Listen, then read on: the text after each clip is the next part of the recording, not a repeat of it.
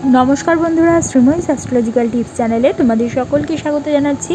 ধনুরাশির জাতক জাতিকাদের জন্য বাধা কাটিয়ে সৌভাগ্য ফেরানোর জন্য কয়েকটি টিপস বলে দিচ্ছি। 1 নম্বর, আলাদা আলাদা দুটি দোকান থেকে যে কোনো আম কিনে নদীতে মানে বয়ে যাওয়া জলের মধ্যে তোমাকে ভাসিয়ে দিতে হবে কোনো শুভ দিন দেখে। যে কোনো শুভ কাজে যাওয়ার আগে শ্বেতচন্দন ও কেশর মিশিয়ে কপালে ফোঁটা দিতে হবে। বেরোনোর আগে অবশ্যই ঈশ্বরকে স্মরণ করে যাও। যে কোনো কাজে যাচ্ছ না কেন সেখানে সফলতা অবশ্যই পাবে। 3 নম্বর, কখনোই ছেঁড়া কোনো পোশাক বা জামাকাপড় পরবে না। 4 নম্বর, একটা সোনার কয়েনের উপরে একটা রূপোর টুকরো ঝালাই করে নাও, তারপরে সেই ঝালাই করা কয়েনটি নিজের পার্সে বা ওয়ালেটে রেখে দিতে পারো।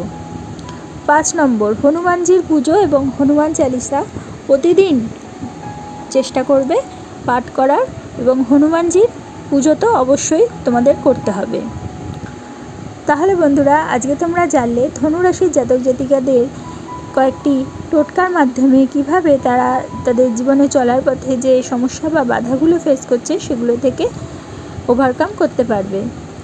যদি তোমাদের আমার এই ভিডিওটা ভালো লাগে তাহলে অবশ্যই একটা লাইক করে রেখো, তোমাদের পরিচিতদের মধ্যে শেয়ার করে তাদের জানার সুযোগ করে দিও, এবং যারা এখনও পর্যন্ত আমার চ্যানেলটা সাবস্ক্রাইব করোনি অবশ্যই সাবস্ক্রাইব করে দিও, এবং পাশে থাকা বেল আইকনটি প্রেস করতে কিন্তু একেবারেই ভুলো না।